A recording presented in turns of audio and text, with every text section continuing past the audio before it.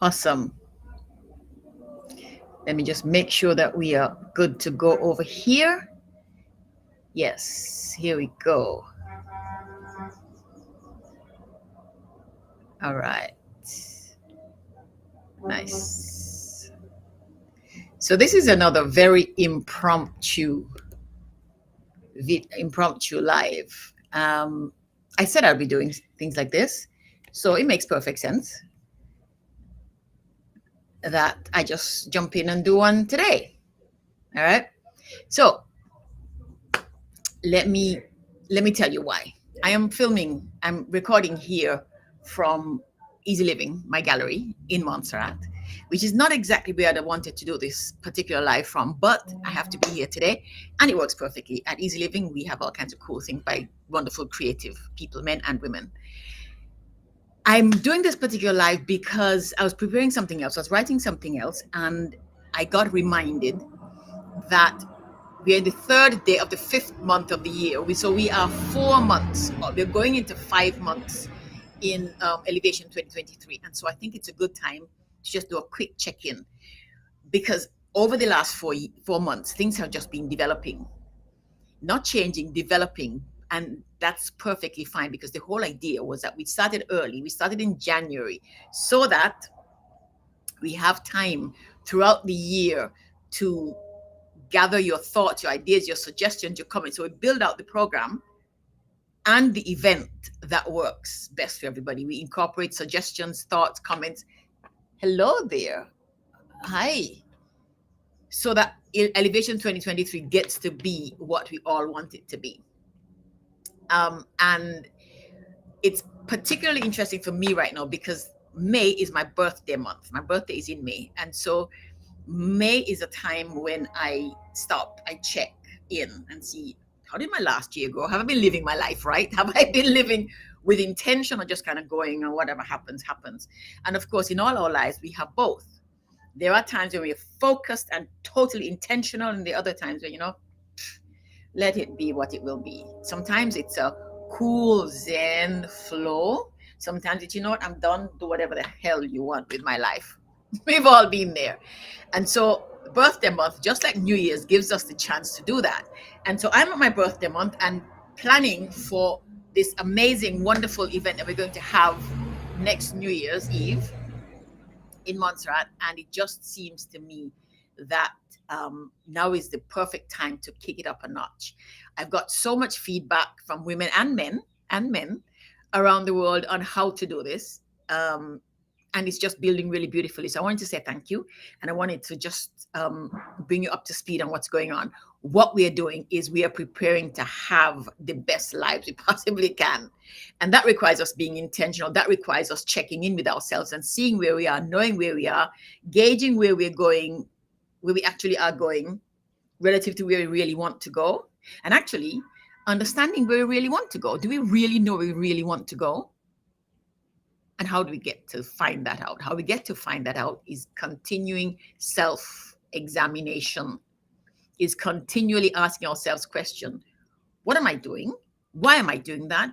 Is this part of my plan? Does this contribute to where I want to go? And this has to do with everything from the clothes you wear, as a matter of fact, how you style your hair, your style, all the way up to what relationships you have and how you do your work and what work you do and what you put yourself out to learn, what experiences you allow yourself to have.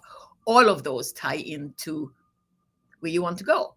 So the question to ask yourselves as you go through preparing as we go through within Elevation 2023, preparing for 2024 is, am I doing the things that are going to take me where I want to go? Are the things that I'm doing, are the decisions I'm making, are the people I'm loving, the people I'm allowing into my space, are my lifestyle choices taking me in the direction I really, really want to go? And sometimes also ask yourself, what is the direction I really want to go in again? Life has to be like that. I ask people, when people tell me, you have to always be focused and aware and clear. Sometimes I say, oh my God, is there no downtime? Good question, because there is. And those also have to be planned and organized. So we're living, and we must be intentional about our living, knowing where we want to go, using whatever strategies we find, and go looking for strategies to help us get clear and get focused and help us be able to do the work we need to do, to take care of the things we need to take care of, to take the actions we need to take, the decisions we need to take, having the information to take the decisions, so that we are always moving forward and so that we can stay clear. There's a big truck going by. You're hearing it because yes, I'm in the gallery, and so we are on the street pretty much. All of this information is designed to help you go in the direction you want to go. What I want to remind you today, and it's particularly pertinent for me because, like I said, this is my birthday month. And my birthday month, usually, one of the things I do on my birthday is what we all women are advised to do: go do your breast checks, go check your girls. Some of us have big girls, some of us, our girls are not so big. Check them anyway. Check them anyway. Go do your well check.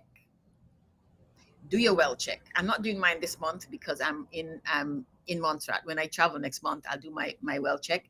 But usually I do it in my birthday month, and it's really good advice. Do your pap smear, do your breast exam, check your everything. Get your eyes checked, your ears checked, your lungs, everything checked once a year. When you're very young, the doctors don't necessarily require that, and there are all kinds of things. When you're 40, start doing this. You don't need to do it until you're 50. But it's a big but. No pun intended. The way people eat, the things we eat, the way we don't take care of our bodies have put us more at risk than previous generations.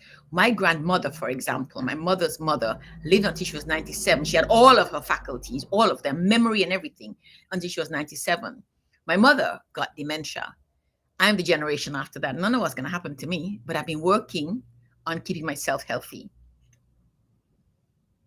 I've been trying my best to take care of my body in terms of getting exercise, getting enough exercise, and being careful what I eat. The challenge is that the way the world works, in the part of the world in which I spend most of my time, a lot of the food is really not good for us. It's processed, it's over processed, it's genetically modified, it's got all kinds of things.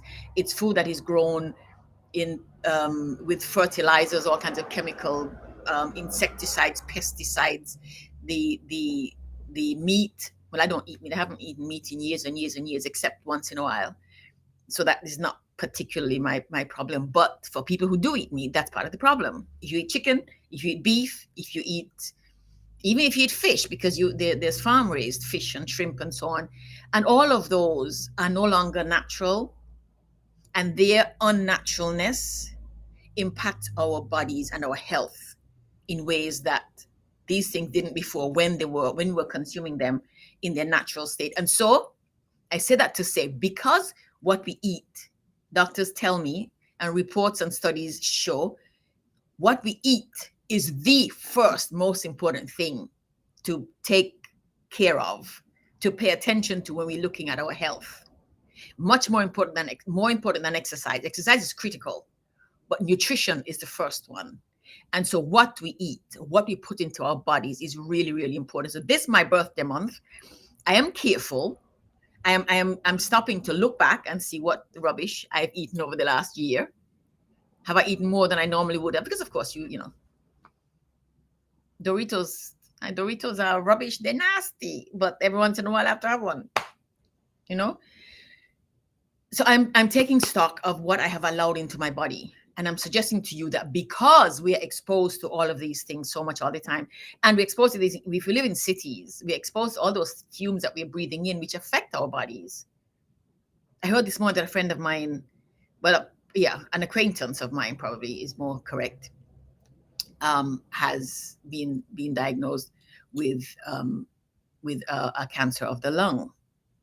I've heard of other people who have had lung cancer who never smoked in their lives.